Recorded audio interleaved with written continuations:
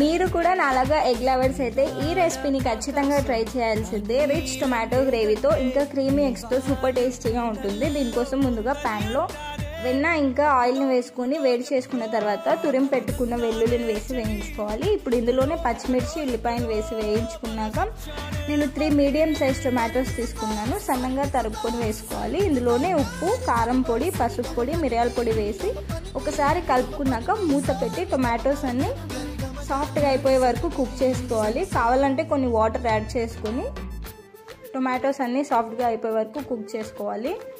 ఇప్పుడు ఇందులోనే నేను చూపిస్తున్న విధంగా ప్లేస్ చేసుకొని మీకు ఎన్ని ఎగ్స్ కావాలంటే అన్ని ఎగ్స్ని వేసుకోవాలి. మీకు ఎగ్స్ రన్నీగా కావాలంటే 2 మినిట్స్ కుక్ చేసుకోండి. కానీ ఇక్కడ నేను ఫుల్ కుక్ చేశాను కాబట్టి 4 మినిట్స్ కుక్ చేసుకున్నాను. పైనుంచి తురిమిన చీజ్ వేసుకొని ఇంకో 2 నిమిషాలు మూత పెట్టుకుంటే ఎంతో టేస్టీ అయిన ఎగ్ షక్షుకా రెడీ అయిపోయినట్టే.